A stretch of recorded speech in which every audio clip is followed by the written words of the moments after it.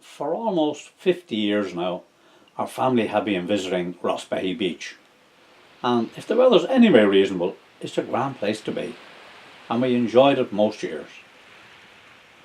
Now, in the old days, we used to be able to camp on the back strand, and most people camped down there, but we preferred it up here a little bit quieter, and we had our own little spot that we went to for many years. On this occasion, we have our family with our grandchildren and friends and dogs, of course. Now, the more hardy ones headed over across the sand dunes to the front strand, and they did what adults do. While on the back strand, the younger kids were quite safe there in the shallow water. And of course the kids loved the sand dune. Even though your heart would be in your mouth watching them coming tumbling down. They used to have a great time there. And of course then we'd all go out to the tower. Both our own kids and the grandchildren. And it was a lovely outing out there just to run and play around. And it was a grand place to go. And of course then we visited the wreck back along the beach. In the 60s there was a lot more of the wreck there than what there was in the last couple of years. And for me the fishing was a great attraction, and there was some mighty bass to be caught.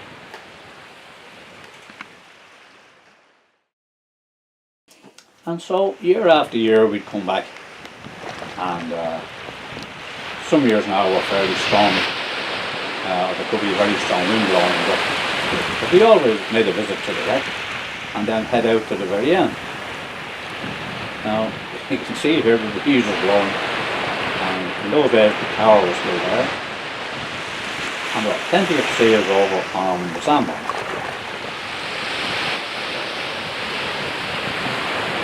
And we often got sandblasted heading back up along the strand. Now on this particular occasion it was a very wet weekend, and the horse racing was in place.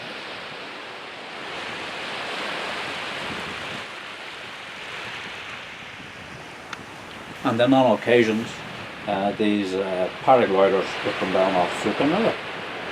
It was always something to see.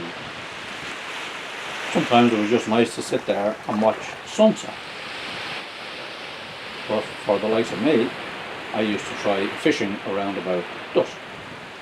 And there was always a chance of a lively flatfish, or perhaps a nice plump bass. A great place to be. Now the tower was there to be visited, and then the wreck itself. Now sometimes there was more of the wreck on view than others.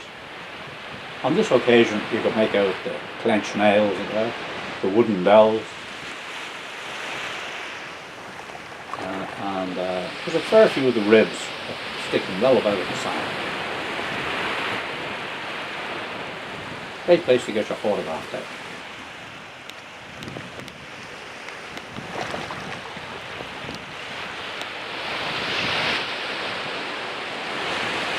And there you can see the metal hinges on the rudder, the wooden bells, and then on occasions you could see what looked like a metal strip running along part of the keel. I don't know whether it was for strength or for ballast.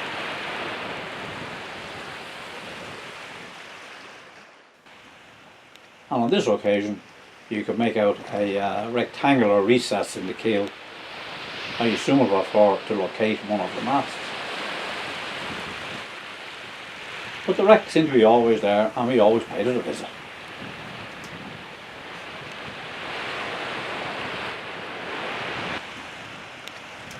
And then came the big storms of 2008, and I think 2009 as well. There were a number of very severe storms, and the end of the spit was actually cut off from the rest of it. Now the tower was still there after the storm,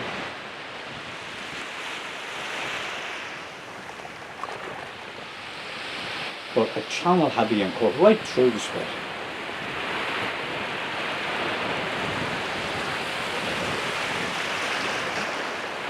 Now at low tide you could make it across there to what became known as the island.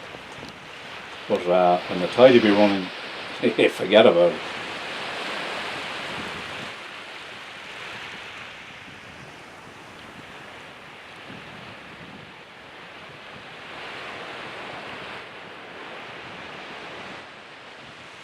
Now up to this time I didn't know what name to put on the wreck. It was just known as the wreck. But I was in touch with a man on the Dingle Peninsula and he believed it was the sunbeam. So he asked me to measure it, if I could measure a sunbeam, and then he could compare it with the official record. So there we are measuring the sunbeam, and we came up with a very rough measurement, as you can imagine. And we came up with this 78 foot 3 inches by 18 foot 6 wide. And so then when we got a look at the official wreck register, our measurements were very close to the dimensions given.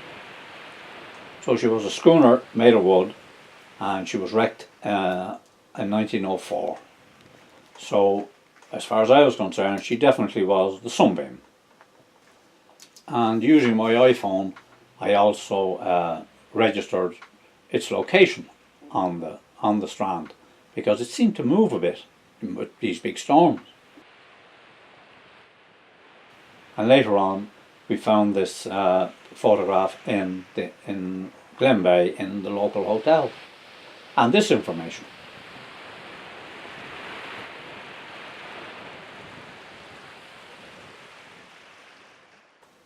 She was sailing from Kinvara to Cork. She was caught in a gale and ran aground on Rossbeigh Beach on January the 28th, 1903. And there was also this photograph there as well, a later one. And then a couple of years later we heard that the tower had been washed away. So we went to have a look at that.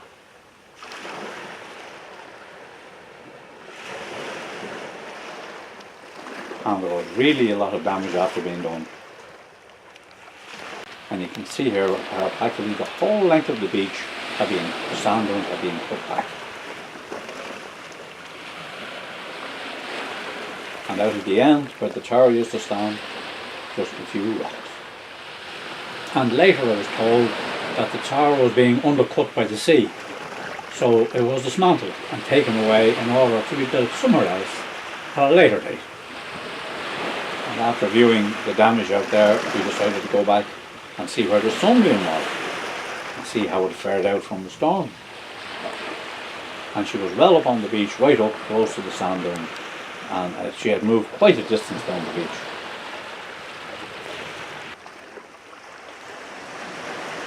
And so I took quite a few photographs of it, keeping in mind that it mightn't be there in the next time we come down.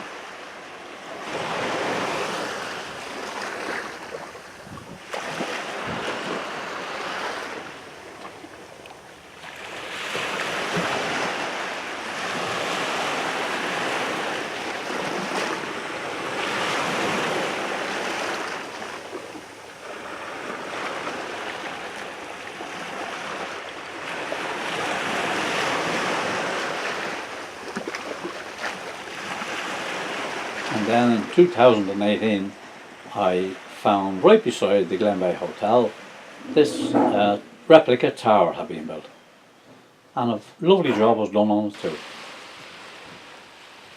Very nice.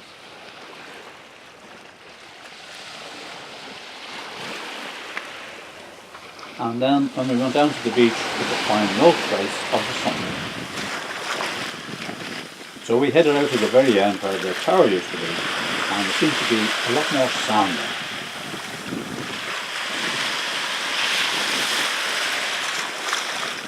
But then in the channel I discovered this, and I recognised those ribs as being off the sunbeam, but I wasn't completely sure. So I took a fair bit of footage of it, and at a later date I superimposed a still off the footage over the old wreck photograph, and there you are, a perfect match. So that's where the remains of the Sunbeam is now, out at the very end of the spit.